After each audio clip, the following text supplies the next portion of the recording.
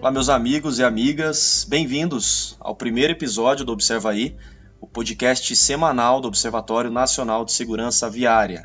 O objetivo do Observa Aí é trazer sempre as principais notícias da semana e também assuntos e projetos mais específicos aqui do Observatório. Toda a produção é feita pela equipe do Observatório e os participantes serão sempre pessoas que fazem parte aqui da nossa rede, do conceito da rede do Observatório. Hoje aqui eu tenho ao meu lado o CEO do Observatório, Paulo Guimarães, e o Head de Mobilidade Segura, o Pedro Borges. E aí, dois, tudo bem? Bom dia, boa tarde, boa noite, né? Porque a gente não sabe qual horário que esse podcast vai estar sendo escutado, mas muito legal, parabéns aí por mais um projeto do Observatório. Estamos aqui para conversar, falar sobre as coisas do Observatório e vai ser o nosso encontro semanal. Olá, galera, prazer fazer parte desse projeto novo aí do Observatório e vamos aí. É a nossa dupla sertaneja, Paulo e Pedro. Uma dupla religiosa. Né? Pode ser também. Mas legal.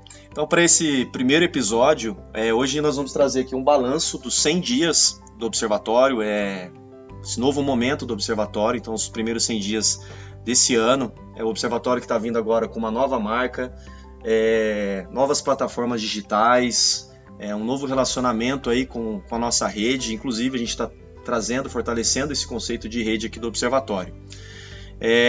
Aliás, né, a gente, além dos 100 dias do Observatório, nós vamos trazer também aqui, dar uma pincelada no Maio Amarelo desse ano, né, no lançamento. Lembrando que, excepcionalmente nessa semana, nós teremos uma edição especial do Observa Aí, tratando exatamente e somente do Maio Amarelo. Gostaria de lembrá-los também que, assim como nos outros anos, esse ano todo o material produzido para a campanha do Maio Amarelo já foi feito, está disponível de graça, então quem quiser pode baixar os materiais e utilizá-los. Eles estão disponíveis no nosso site, então onsv.org.br/Maio Amarelo. Tá? Então está disponível lá, quem quiser baixar os conteúdos, fiquem à vontade.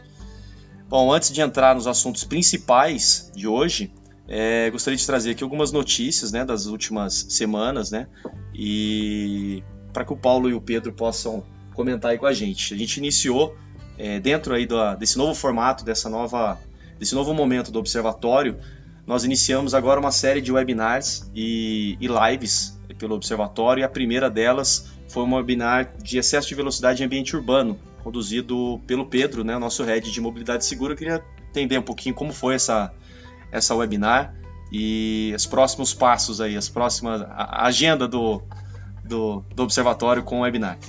Então, o webinar que teve esse título, Excesso de Velocidade em Ambiente Urbano, ele foi uma grande iniciativa de divulgação da ciência e da tecnologia, principalmente partindo dos estudos produzidos juntamente com a Universidade Federal do Paraná.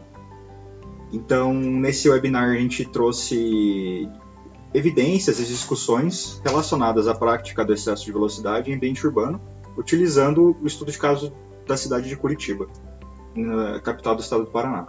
Então a gente trouxe aspectos como hierarquia viária, uso do solo, desenho viário, que foram abordados assim associando o conhecimento teórico e as evidências até então levantadas no cenário local. A gente trouxe alguns convidados para participar dessa discussão. Então a gente teve o Diego Hoffman, que é diretor de tecnologia da ABTrans, que é a Associação Brasileira das Empresas de Engenharia de Trânsito, trazendo uma visão, digamos, mais técnica sobre a parte de fiscalização do excesso de velocidade. A gente teve como convidado também o Flávio Soares, que é gerente de projetos da Ciclocidade, a Associação dos Ciclistas Urbanos de São Paulo, trazendo mais essa visão também dos usuários mais vulneráveis ao excesso de velocidade, que são os ciclistas. E também a gente trouxe o Gustavo Garret, que é gerente de programas de segurança viária da Secretaria Municipal de Defesa Social e Trânsito de Curitiba, Paraná, assim também trazendo esse viés mais administrativo e do poder público de Curitiba. Então, juntamente comigo, o professor Jorge Thiago Bastos, que ele é professor do Departamento de Transportes da Federal do Paraná e também é membro do Conselho Deliberativo do Observatório, e a Luísa Furman, que é a nossa estagiária de Engenharia Civil aqui do Observatório. Nós três apresentamos alguns estudos que envolveram principalmente esse assunto do excesso de velocidade no ambiente urbano. Então, dentro desses trabalhos, são incluídos alguns trabalhos de conclusão de curso, artigos apresentados em artigos apresentados em congressos e também artigos publicados em revistas científicas. Todos esses produções acadêmicas são produtos do Acordo de Cooperação Técnica entre a Federal do Paraná e o Observatório. É isso. Eu ia até perguntar para o Paulo, você já encerrou a sua fala citando isso, mas exatamente sobre os acordos de cooperação, dessa relação do Observatório com as entidades, com as instituições de ensino para esse tipo de acordo. Bom, só vou dar uma quebradinha na pauta aqui, só para fazer alguns esclarecimentos. Esse é o nosso primeiro podcast, então a gente está meio nervoso aqui na bancada. E o Pedro é engenheiro civil, mestre em planejamento urbano, já foi estagiário aqui no Observatório. E eu estou sentindo que ele está com um pouquinho meio de errar aqui, né? Que eu estou sentindo nervoso. Fica à vontade, Pedro. Aqui estamos entre amigos, né, Pedro? Isso. Mas só para entender um pouquinho, né? Isso é resultado de uma cooperação técnica já de longa data que a gente tem com a Federal do Paraná, e a gente está ampliando agora o nosso leque de cooperações técnicas. O objetivo sempre trazer troca de informações, e inclusive fora do país, né? A gente está numa luta aí para poder fazer as cooperações técnicas internacionais. E para as pessoas entenderem um pouco do conceito do webinar, ou webinar, né, como tem gente que fala, a ideia é sempre um conteúdo mais técnico, né? Então a gente vai ter as nossas intervenções aí, os nossos podcasts, as formas de entregar conteúdo, e uma delas é por meio dessas teleaulas, né? Para quem é mais antigo vai saber do que eu estou falando. E a ideia é justamente essa, a gente apresentar resultados de trabalhos técnicos e colocar isso com foco mais direcionado para a comunidade técnica. Então, quem acompanhar o nosso webinar tem um interesse técnico nos conteúdos do Observatório. Esse é o grande conceito. A gente tem uma outra série, que são as lives. Aí são bate-papo com pessoas relevantes, né? A gente está retomando esse ano, que é o Prosa de Trânsito. E agora o Observa Aí, que é esse cotidiano aqui do dia a dia, e semanalmente a gente vai estar se encontrando. Então, um pouquinho do conceito de como é que a gente está passando os conteúdos aí para a nossa rede, para as pessoas que nos acompanham. Legal, Paulo. E além do webinar, nós tivemos, você já comentou aí, já tivemos uma live também agora no mês de março, né, a retomada aí das lives do Observatório, Mulheres Seguras no Trânsito, né, foi uma webinar bacana, tivemos um coro bacana. Ela tem um conceito um pouco diferente do webinar, né, não é tão técnico, não deixa de trazer algumas informações técnicas também, mas é algo mais aberto, né, acho que mais tranquilo. Como foi essa live? Enfim... Foi uma live que foi feita para marcar o mês da mulher, né? Tem as comemorações aí do Dia Internacional da Mulher e acabam se estendendo por todo o mês, e foi muito interessante porque a live ela tem justamente essa condição um pouco mais opinativa, vamos dizer assim. Então a gente fica sabendo ali a opinião pessoal de pessoas relevantes para o trânsito brasileiro, para o nosso ecossistema de mobilidade segura. E a grande intenção dessa live foi despertar justamente as pessoas para essa noção e esse avanço que as mulheres estão tendo, essa abertura de espaço, né? No final do ano passado a gente participou de um evento que foi direcionado só para mulheres, e realmente cada dia mais a participação das mulheres na área de mobilidade segura tem crescido. Então foi uma forma da gente ressaltar isso e dar voz para alguns parceiros, né? A gente tem uma parceria com o programa Voz Delas, que é promovido pela Mercedes-Benz, participaram conosco da live também.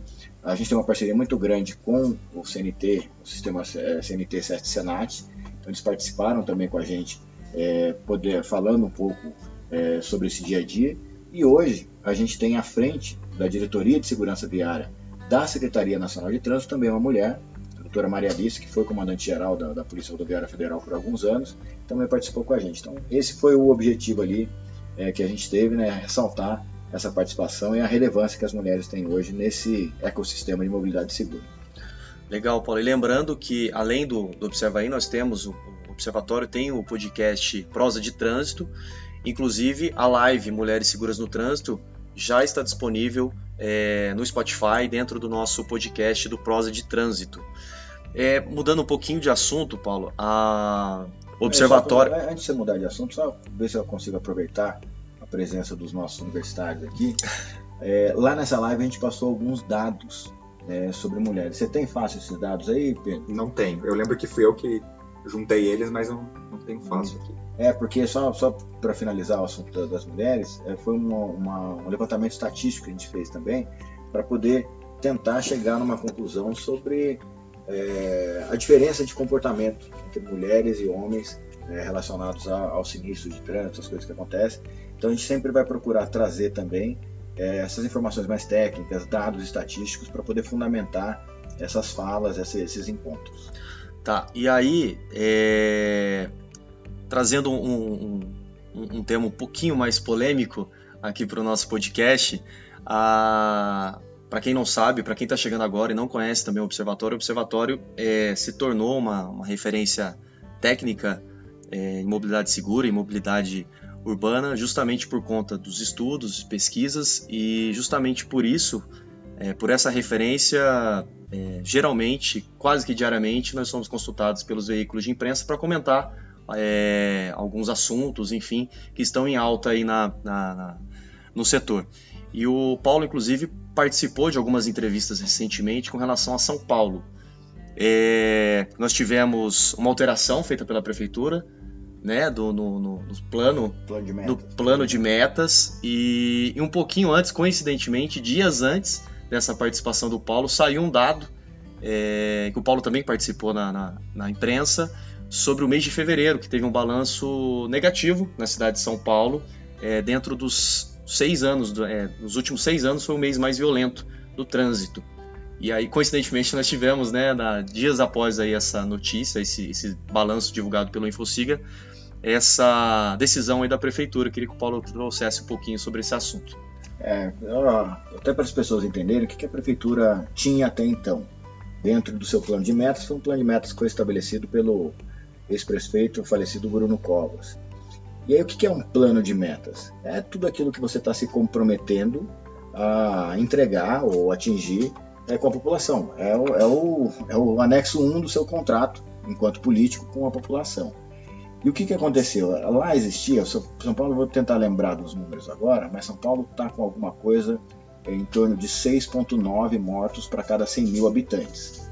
Isso é um índice que é utilizado internacionalmente e é o que a gente usa para poder comparar.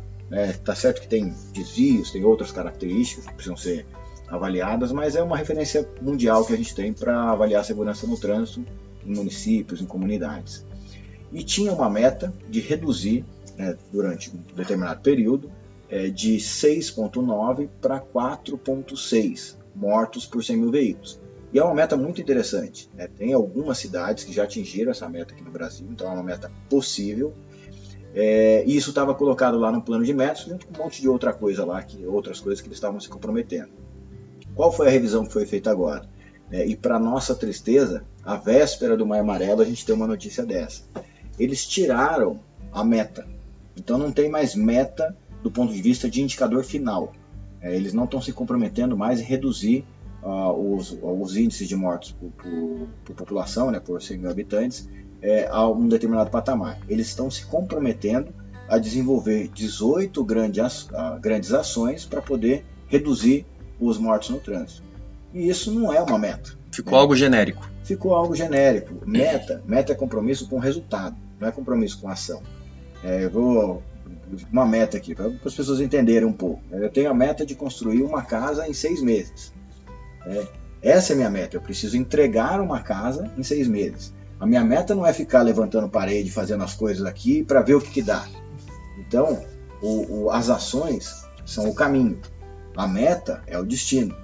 E isso, para mim, foi uma coisa assim, absolutamente de falta de transparência. E até as pessoas perguntaram por que isso foi feito. Eu imagino que isso foi feito por um descolamento entre a equipe técnica e a equipe gestora política. Porque a CT São Paulo é referência nacional, até internacional, uma das se não for a mais bem estruturada companhia de engenharia de tráfego da América Latina. E quem não está querendo se comprometer com o resultado é o político. Então eu acho que houve esse descolamento. Pedro, até aproveitando o Pedro aqui, 4,6 mortos por 100 mil habitantes. É possível? A gente já tem isso no Brasil? Eu não tenho de cabeça número em outras cidades do Brasil, mas sim é possível.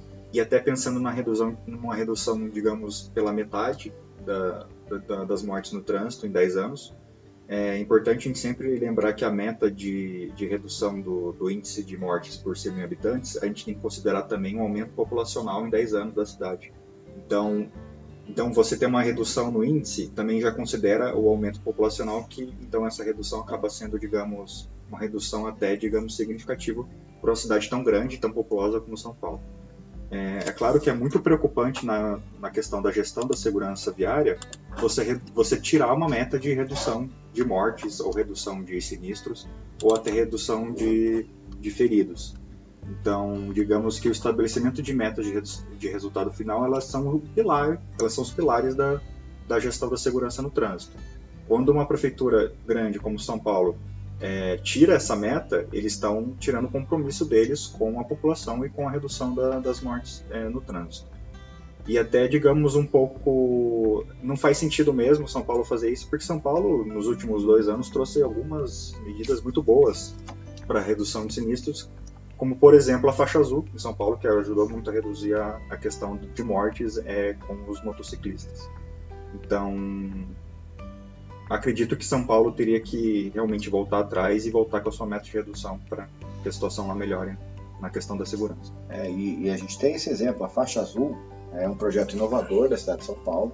Tá certo que são poucas cidades no Brasil que precisam de uma faixa azul, então São Paulo também é um grande celeiro de soluções, porque tudo acontece lá, uma mega cidade com milhões de habitantes, né? Mas São Paulo realmente precisa rever a sua posição política. Isso é uma posição política, isso não é uma posição técnica, e realmente a gente, enquanto sociedade civil organizada, a gente conta também aí com os nossos observadores, com quem nos acompanha, para poder cobrar dos políticos esse retorno. Tem que ter um compromisso com o resultado.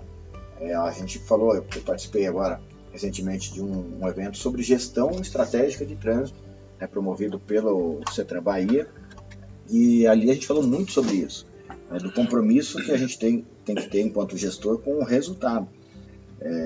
Então, assim, para fechar esse assunto, São Paulo, na nossa opinião, tem que rever a sua posição. Paulo, continuando um pouco nesse assunto, não tem como eu ouvir o que eu ouvi de vocês aqui e não lembrar de algo que acabou de sair do forno aqui do Observatório, que é o livro do Penatrans, o papel dos municípios. O Pedro, inclusive, é coautor, e o livro traz justamente isso, né, Pedro? Exatamente. Um dos maiores capítulos do livro, e o assunto mais importante dele, é o estabelecimento de metas de redução de mortes no escopo municipal. Então, em vez de, no lugar dos municípios seguirem uma meta, digamos, mais global, entre aspas, que é a redução pela metade em 10 anos, a gente, no livro, estabelece métodos de levantamento de indicadores de desempenho de segurança viária e como usar esses indicadores para fazer metas mais personalizadas para cada município do Brasil. A gente acabou de falar aqui que São Paulo é uma cidade muito particular, tem suas características muito diferentes de outros municípios do Brasil. Então a gente segue essa ideia de que nenhum município no Brasil ele é igual, mas eles são similares, alguns têm umas características similares uns com os outros. Então com isso a gente consegue fazer um benchmarking, ou seja, comparar esses municípios que têm características de segurança similares e estabelecer metas de redução que sejam compatíveis com as características desses municípios. Então assim, o que foi feito nesse trabalho? É um trabalho muito legal, é um trabalho inovador também. Quando o Brasil se compromete com as metas da ONU, meio que passa uma régua igual para todo mundo. O país precisa atingir essa meta. E a forma que o Penatrans trouxe essas metas... O que é o Penatrans? O Penatrans é o Plano Nacional de Redução de Mortes e Lesões no Trânsito.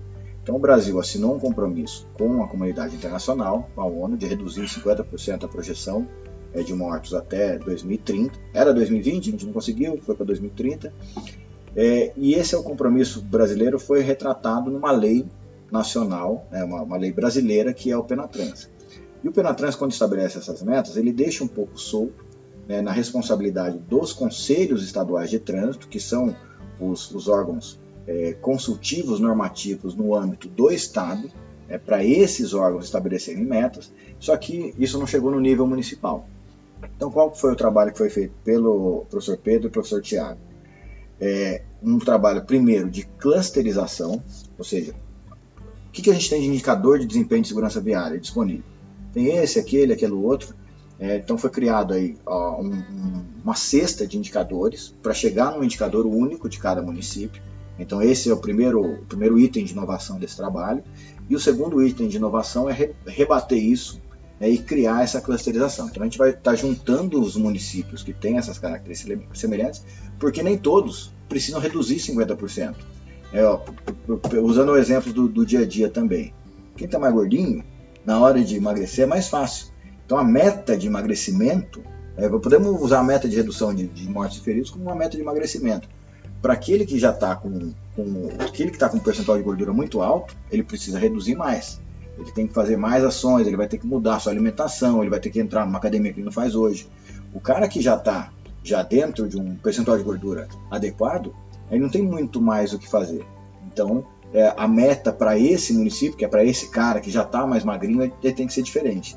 Então é isso que esse trabalho faz e traz. Por município, ele não está na publicação, mas a gente pode colocar isso no site, que é aquele anexo. A gente tem um anexo, né? Já fizeram um anexo estabelecendo uma meta. Então você que é no município XPTO, né, qualquer município brasileiro, você vai conseguir acessar esse relatório, esse apêndice do trabalho e saber qual é a meta desse município para 2030 com base nessa nova metodologia que foi estabelecida.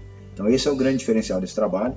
É um trabalho que a gente vai publicar agora e divulgar no mês de maio, em comemoração uma das ações de comemoração do Maio Amarelo. Bacana. E vamos entrar então num dos assuntos principais do podcast agora. Ainda não. Eu queria que o Paulo trouxesse um pouco sobre esses primeiros 100 dias do Observatório em 2023, desse novo momento do Observatório. Estava na pauta? Esse estava na pauta. Todo o resto que a gente já falou, não. O Observatório está vivendo um momento de transformação.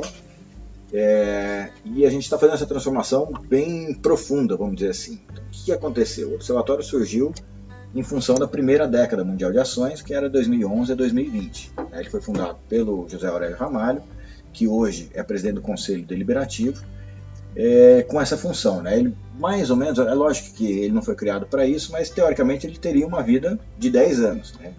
Teoricamente, o primeiro grande trabalho herculano, como é que fala o trabalho de Hércules? Você forçou. Isso não estava na pauta, Paulo. Hercúleo. O primeiro trabalho hercúleo era trazer o Brasil para um patamar de segurança melhor e cumprir as metas estabelecidas pela ONU. Depois a gente teria um trabalho de manutenção. A gente não conseguiu fazer isso, né? A gente, quando eu falo, a gente Brasil. Então, renovou-se a década mundial para 2030. E nessa renovação, alguns elementos diferentes foram trazidos entre a primeira e a segunda década. Qual que é o principal? Na primeira década, a gente falava muito de modal. Então, a gente tinha ações para melhorar a segurança lá dos automóveis, tinha ações para melhorar a segurança das motocicletas, a gente olhava muito para modal. Hoje, a gente enxerga, né, a nova década ela traz a mobilidade como um conceito que não existia lá em 2011, né, esse conceito de mobilidade, que é uma mobilidade integrada. Né, eu faço parte do meu percurso a pé, depois eu pego um transporte público e um carro por aplicativo, por exemplo. A minha jornada ela é multimodal. Então foi isso que a segunda década trouxe de diferencial. Ela olha para a pessoa e para os deslocamentos das pessoas. Esse foi um primeiro grande diferencial. O segundo grande diferencial, o conceito de visão zero. Isso já está sendo trabalhado já na Europa há bastante tempo, surgiu na Suécia. E o que é o conceito de visão zero?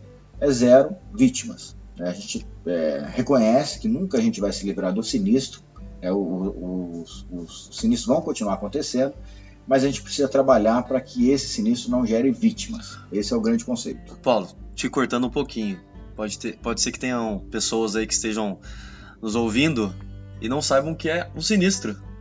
O que é um sinistro, Pedro? Sinistro, aquele cara, então... aquele cara que a gente tá com medo, o trem fantasma lá do Play Center. O que é um sinistro? É um personagem, Pedro? Um sinistro, antigamente era conhecido como acidente de trânsito, só que foi debatido por muito tempo mudar a palavra acidente para sinistro, porque acidente, digamos, ele traz uma impressão que é algo que acontece por acaso, mas não. Um sinistro de trânsito, ele é um incidente que tem várias causas, ele tem fatores agravantes, que é quando você é um evento no trânsito que você que envolve colisões, pode envolver dano físico, mas a consequência mais grave são danos na saúde das vítimas que estão sendo transportadas nesses meios de transporte. O acidente virou sinistro. Esse é o resumo. Só voltando um pouco mais atrás, lá na final da década de 20, década de 30, quando o automóvel se popularizou, era uma peça que não existia no ambiente urbano. E de repente a gente teve aquele boom automobilístico. E o problema de segurança, né, no trânsito, ele passa a ser reconhecido mais ou menos em meados da década de 60. Então a gente passou aí 30 anos enxergando o acidente, né, o antigo acidente de trânsito, o sinistro de trânsito, como uma coisa que acontecia. Deus queria, né, aconteceu porque Deus quis. Então só lá, acho que se não me engano foi em 1962, um médico chamado Leslie Nerman, ele era vinculado ali ao Instituto de Transportes Britânico. Ele foi a primeira pessoa que fez um paralelo entre a saúde pública e a segurança no trânsito. E isso, inclusive, esse relatório lá de 1962 é que deu base para depois a Conferência Global que a ONU fez, que reconheceu o problema de trânsito com saúde pública, que tem vínculo com as questões sociais, para depois disparar toda essa cadeia aí de acontecimentos. Mas então foram esses os diferenciais da primeira para a segunda década. Essa questão da pessoa como peça central, a visão zero, né, esse reconhecimento do ser humano como uma peça frágil em todo esse sistema. E um terceiro grande diferencial foi o vínculo do tema mobilidade segura com os aspectos sociais. O que significa isso? A gente olhando os relatórios globais de segurança viária, a gente percebe que aqueles países que são mais vulneráveis do ponto de vista social são aqueles em que acontecem os maiores números de vítimas, onde mais morre gente. Então, na segunda década, isso foi lançada uma luz sobre isso também.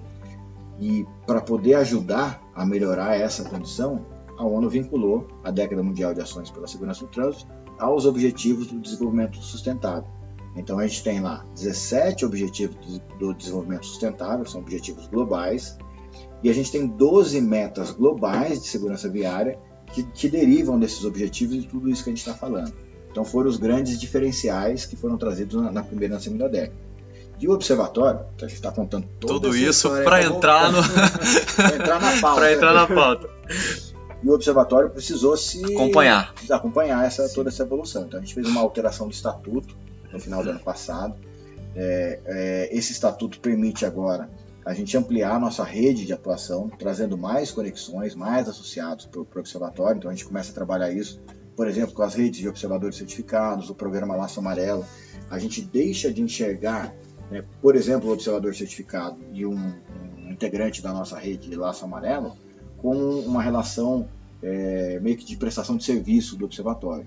Essas pessoas, essas entidades, empresas, municípios, fazem parte agora da rede do observatório. E a forma de gestão do observatório também foi modificada a partir dessa mudança de estatuto. Então a gente não tem mais uma diretoria eleita, como era antes, a gente tem um conselho deliberativo que é eleito por uma assembleia. Esse conselho tem a responsabilidade de direcionar estrategicamente o observatório, junto com outros integrantes da nossa rede, como por exemplo os mantenedores, né, que hoje tem um conselho que está sendo formado pelos mantenedores, um conselho consultivo, e a gente aqui é a equipe executiva, né? A gente precisa ter essa responsabilidade de pegar essas novas diretrizes, esse novo momento e executar isso. E aí passa por uma revisão de marca, um reposicionamento da marca. A gente usava muito a cor amarelo e preto, que tinha a ver com sinalização. A gente passa a usar agora as cores da régua da década, que trazem uma humanização. A cor verde, por exemplo, que a gente está, na medida do possível, adotando como cor principal do observatório, é a cor que remete ao usuário seguro. Então, toda essa modificação está sendo feita, passa pela modificação do site, já tem um portal novo. Então, todas essas mudanças estão acontecendo por conta dessa mudança de diretriz que foi definida globalmente. Bacana. Eu queria perguntar para o Pedro também o que ele está achando desse novo momento do observatório, visto que o Pedro já trabalhou no observatório antes, né? E chegou agora em 2023 também para o Observatório. Eu e o Paulo, né? Nós dois tivemos contato com as duas eras aí do Observatório, as duas décadas. Mas meu primeiro contato com o Observatório foi em 2018, quando eu estava na minha graduação em Engenharia Civil na Universidade Federal do Paraná. Eu fui contratado como estagiário de pesquisa aqui, junto com para trabalhar no acordo de cooperação técnica, que já existia naquela época, entre a Federal do Paraná e o Observatório. Então, lá foi meu primeiro contato na área, na área mais aplicada de segurança viária, na área de pesquisa, análise de dados e produção de trabalhos acadêmicos. Então, eu me mantive como estagiário em 2018 e 2019, que foram meus 2 últimos anos de graduação. E lá eu conheci o professor Jorge Thiago Bastos, que agora é nosso membro do Conselho Deliberativo. E também tive a oportunidade de conhecer o antigo presidente, que é o José Aurélio Ramalho. Legal. Então, aproveitando aqui o assunto, para quem ainda não conhece o Observatório, ou para quem já conhece, mas não está por dentro ainda das novidades, acesse o nosso site, naveguem por lá, e também nas nossas redes sociais, né? O Observatório está presente aí nas principais redes, então Instagram, Facebook, LinkedIn. Acessem e fiquem por dentro aí das novidades do Observatório. Para a gente fechar aqui esse primeiro episódio, eu queria que vocês dessem uma pincelada no maio desse ano, né? A gente está aí às vésperas do lançamento de mais um Maio Amarelo, são 10 anos, mas só uma pincelada, tá, gente? Porque lembrando que nessa semana ainda, excepcionalmente na semana, nós teremos um episódio especial sobre o Maio Amarelo e todo o preparativo, tudo que está sendo feito aí para o maio. Mas como é que estão aí os preparativos, data de lançamento, enfim, expectativas? Antes da gente falar um pouco dessa pincelada, defina a pincelada. Pincelada? Ele tá dando um sorrisinho. Pincelada é um resumo. Algo bem breve. Uma retocada breve. Isso. Bom, a gente, esse ano, ele está sendo marcado pelos 10 anos do Maio Amarelo. A gente vai ter um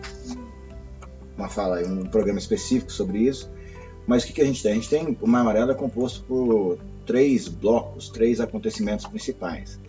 A gente tem a abertura oficial. Então, esse ano, a abertura oficial vai acontecer no dia 2 de maio, no auditório da Agência Nacional de Transporte Terrestre, lá em Brasília. Onde a gente faz a apresentação da campanha e a convocação de toda a sociedade, os órgãos públicos, das empresas, para poder, nesse mês de maio, intensificar as suas conversas, os seus diálogos, enfim, tudo aquilo que é feito em prol do trânsito seguro. E qual que é a novidade para esse ano na abertura? A gente sempre capturou ações acontecendo no maio, desde que ele foi lançado, porque o Observatório, como uma ONG, e é membro da Aliança Global de ONGs, a gente apresentou num congresso, o Maio Amarelo, logo no comecinho do Maio Amarelo, num congresso de ONGs, um congresso internacional de ONGs. E as ONGs de outros países começaram a replicar ações que são feitas lá. Então a gente sempre capturou ações em outros países. Esse ano a gente tem a abertura oficial acontecendo em Portugal. Então a nossa ideia é, a partir dessa pedra fundamental que está sendo lançada aqui, fazer um trabalho agora no restante do ano, para que a gente tenha a abertura oficial do Maio Amarelo em todas as comunidades com que tem a língua portuguesa como língua oficial. Então, a gente tem uns 7, 8 países no mundo, e a ideia é que a gente faça, a partir de Portugal, então, para o ano que vem, essa conexão, mas esse ano já fazendo a abertura oficial em Portugal. A segunda parte é acompanhamento das ações. Então a gente tem a campanha em si, que é produzida pelo Observatório. A gente tem aqui um sistema de captura de ações, para que depois, então a gente faz todo o acompanhamento, dá suporte para as pessoas. A gente tem aí mais de 190 voluntários trabalhando, que são os nossos observadores certificados, trabalhando aí para promover o Maio Amarelo em suas cidades e tal. Então a gente faz o acompanhamento dessas ações, dá todo o suporte, às vezes precisa de uma peça, uma arte, uma camiseta, tudo isso a gente tem feito aqui no Observatório, para fundamentar o encerramento, que acontece agora no dia 27 de junho, vai ser lá no Teatro SESI, na sede da Fiesp de São Paulo, lá na Avenida Paulista, e ali a gente usa esse evento para premiar, para reconhecer iniciativas que foram inovadoras, que causaram grandes mobilizações. Então, iniciativa privada, comunidade acadêmica, empresas, municípios. A gente tem 6 categorias de reconhecimento, Cada categoria vai ter aí 5 contemplados, vão ter 5 reconhecimentos. Não é o primeiro, segundo, terceiro, quarto lugar, mas sim um reconhecimento para essas ações. Então a gente encerra esse ciclo do Maio agora, esse ano, dessa forma, com esses 3 blocos de ações aí, de conjuntos de coisas que vão ser feitas. Bacana. Então, fiquem atentos aí às nossas redes. Foi boa a pincelada? Foi boa a pincelada. Foi uma pincelada longa. Foi uma pincelada longa. Mas fiquem atentos aí nessa semana. Nós teremos aí um episódio, como eu falei, específico aí sobre o maio. Bom, passou rápido, hein? Passou rápido? Passou rápido. A pincelada foi... passou rápido. Eu gostaria de agradecer aos dois, ao Pedro e Paulo, por esse primeiro episódio, por essa participação, esses apontamentos valiosos dos dois, e me despedir dos dois. Valeu, Pedro.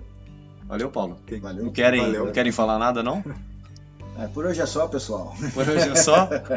Não, mas legal, a gente se encontra aí toda semana, vai ser o nosso encontro semanal.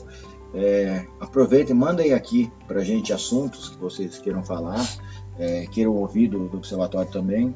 A gente está começando, então a gente não tem um modelo definido, e junto com vocês aí que nos escutam, vocês que fazem parte da nossa rede, a gente vai construindo esse modelo.